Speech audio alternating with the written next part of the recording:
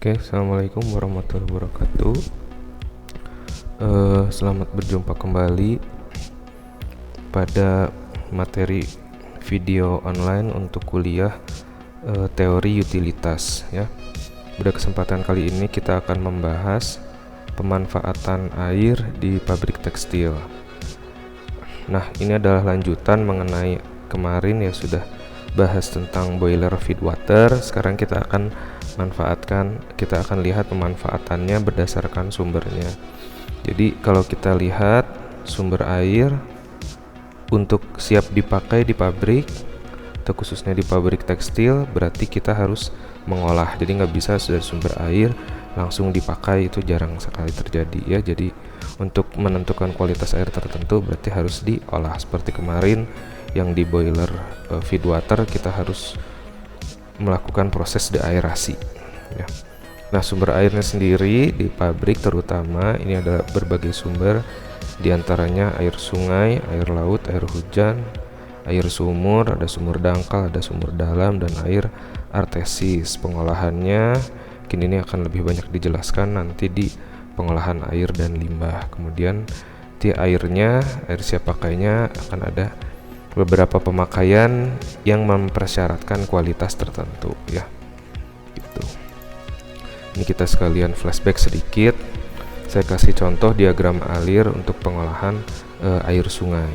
Jadi untuk air sungai ini penyaringan awal ini untuk memisahkan secara mekanis, kemudian jadi sedimentasi, koagulasi, flokulasi, klarifikasi, sand filter, kemudian ditampung, kemudian ada karbon aktif, jadi ada tangki air bersih, kemudian baru dilakukan penukaran ion, kation, dan anion, kemudian ada aerasi, masuk ke bak pendingin, baru siap dipakai. Itu contohnya.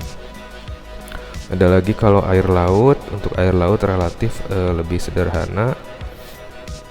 Dari air laut kita saring awal, kemudian yang paling penting prosesnya adalah untuk air laut ini harus melakukan penurunan derajat salinitasnya atau melakukan proses desalinasi. Jadi menurunkan dengan sangat besar kandungan garam yang ada di air laut ya. Setelah itu baru kita lakukan penukaran ion, baru deaerasi dan masuk ke bak pendingin ya. Ini sekilas aja. Untuk sistemnya pengolahan air, misalnya filtrasi, desalinasi gitu ya, ini bisa dibaca saja secara langsung. Ini secara fisika ya, penyaringan atau pemisahan kotoran atau benda asing selain air, ini secara fisika. Kemudian untuk koagulasi, flokulasi, ini koagulasi harusnya ada reaksinya dulu, reaksi kimia, jadi bentuknya penggumpalan tapi ada reaksi antar senyawa kimia ya. Baru secara itu flokulasi, nanti mungkin bisa dijelaskan lebih detail di materi kuliah yang lain atau di kuliah pengolahan air dan limbah ya. Nah, kemudian kita lanjut ke clarifying atau klarifikasi. Ini adalah untuk memisahkan endapan yang akan berada di bawah air, mengendap dengan airnya. Jadi dipisahkannya namanya di bak clarifier. Ini kalau kalian nanti lihat di pabrik ada suatu bak, kurang lebih diameternya bisa 10 meter, dari ujung ke ujung bisa 10 meter. Ini isinya air semua dan relatif atau cukup dalam ya. Ini volumenya tergantung dari kapasitas pengolahan airnya harus berapa ya. Jadi ini namanya bak klarifikasi ya gitu. Jadi ini influen atau tempat air masuk, kemudian dipisahkan, nanti dia akan mengendap. Nah, selanjutnya nanti dihisap, airnya akan keluar jadi efluen. Efluennya nanti keluar lewat sini. Gitu. Ini bisa buat pengolahan air proses, bisa juga buat pengolahan air limbah. Gitu ya. Nah, secara real gambarnya kurang lebih segini. Nah, ini yang tadi, yang ini nih. Nah, ini kita bisa berjalan di atasnya gitu untuk ngecek airnya sudah jernih atau belum gitu ya. Jadi ini sangat luas kurang lebih diameternya bisa 10 meteran.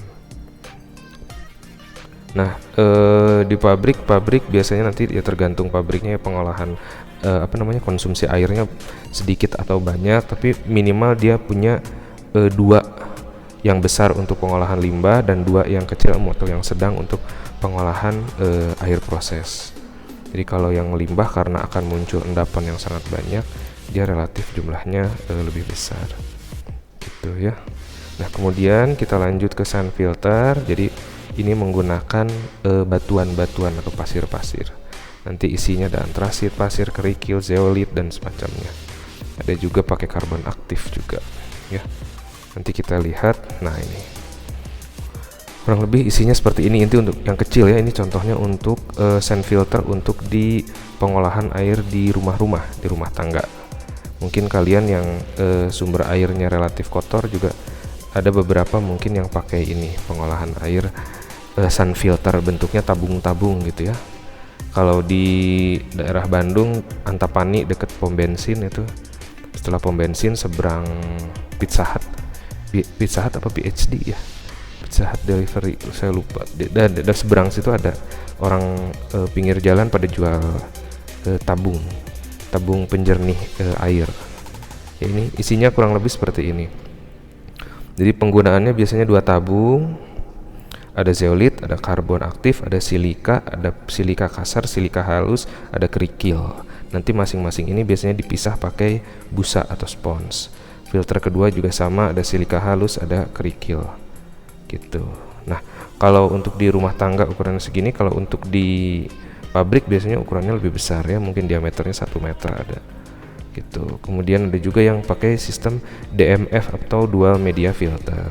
Ini jadi nanti disatukan gitu. Ini isinya seperti ini kurang lebih ya. Jadi ini melakukan penyaringan secara fisika dan kimia. Fisikanya tapi untuk yang molekul-molekul jauh lebih kecil. Kemudian yang terakhir adalah penyaringan secara kimia untuk mengikat ion-ion yang mengganggu air. Ada kation, ada anion gitu. Jadi yang pertama biasanya kation dulu.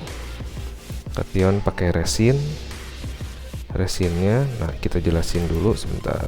Nah, ini. Jadi ada yang namanya ion exchanger ya, atau disebut juga dengan resin penukar ion.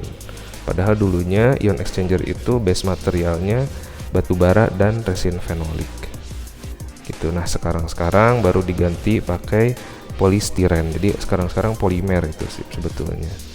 Polimer yang dibikin secara berikatan secara crosslink dan ditambahkan gugus sulfonat. Jadi ditambah gugus anion untuk membentuk kation exchanger dan ditambah gugus kation untuk membentuk anion exchanger gitu.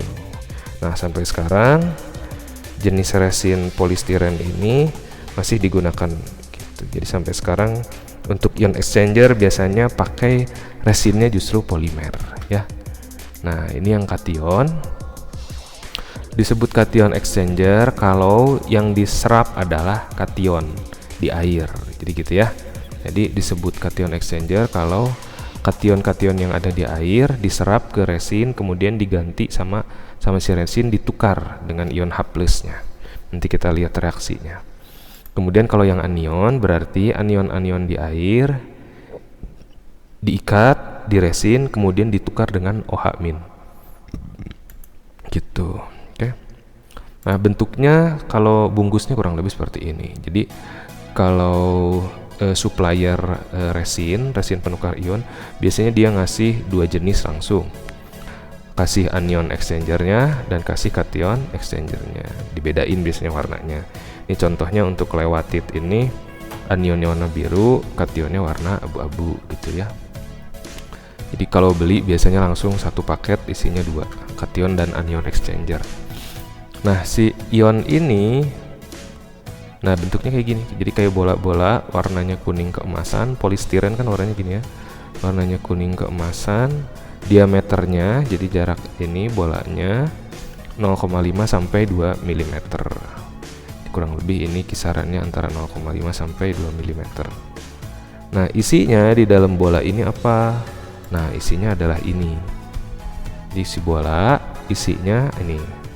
Ada rantai polimer yang panjang, yang kayak ular nih ya. Ada rantai yang garis-garis hitam, ini adalah rantai crosslinknya yang akan mengikat silang antar polimer atau antar rantai polimer. Kemudian ada negatif charge-nya. Kalau untuk kation exchanger, jadi ini di polimer ini mengandung gugus anion atau gugus minus sehingga dapat menarik kation atau positif. Sehingga ini disebut resin penukar kation ya. Nah, kemudian ada juga kosong. Nih, ruang-ruang kosong di sini ini adalah ruang agar air bisa melewati. Nah, sehingga ketika air masuk ke sini, dia kalau ada kation apa, dia mengikat sehingga begitu air keluar melewati ini sudah tidak ada kation lagi gitu. Alias kationnya sudah diganti sama H+. Nah, struktur kimianya ya kurang lebih seperti ini. Ya. Ini adalah polistiren yang memiliki gugus sulfonat sehingga disebutnya kation exchanger atau penukar kation. Nah, yang ini polistiren punya gugus amonium sehingga disebutnya anion exchanger atau penukar anion. Jadi yang ini nanti OH-nya lepas, kalau yang ini H+-nya yang lepas. Karena H+-nya lepas sehingga disebutnya resin penukar kation. Kalau ini OH-nya lepas sehingga disebutnya resin penukar anion, gitu ya. Oke, kemudian prinsipnya bagaimana dia bisa menukar suatu ion. Nah, ini ada yang namanya afinitas. Jadi afinitas itu akan meningkat seiring dengan makin besarnya valensi atom dan makin besarnya molekul ion yang ditukar. Jadi kalau punya H, di sini kan ada H nih. Ya. Berarti nanti dia bisa lepas kalau ada natrium yang mengganggu sehingga natrium yang berikatan hanya yang lepas. Atau ada kalium atau ada amonium gitu ya. Jadi misalnya di sini ada H, tiba-tiba datanglah Na, maka H ini akan lepas, Na ini akan masuk gitu. Karena di sini afinitas natrium lebih besar daripada afinitas H+ gitu. Ya, prinsipnya dasarnya gitu. Untuk yang anion juga sama ya. Jadi kalau ini ada OH- kurang lebih setara dengan fluor. Nanti kalau ada klorin lewat ya sudah OH-nya lepas ganti sama klorin gitu. Nah, mekanismenya ya tadi ya seperti yang dijelaskan tadi ini.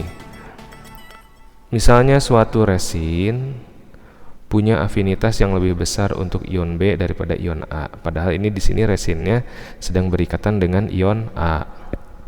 Tuh, jika resin terdiri dari ion A dan ion B larut dalam air dan dilalui ke si resin itu, maka nanti ion A-nya akan lepas, ion B-nya yang masuk gitu. Then the following exchange takes place. Ada pertukaran gitu. Ya. The reaction atau reaksinya bergerak ke arah kanan. Jadi ini gini. Nah, nanti karena di sini reaksinya bolak-balik atau reversible, maka kita bisa membackwash ini. Jadi si Br ini, si R-nya bisa balik lagi ke A. Ya. Nanti lebih detail mungkin dijelaskan di pengolahan air dan limbah. Gitu. Oke ya. Untuk pengolahan air secara umum seperti itu.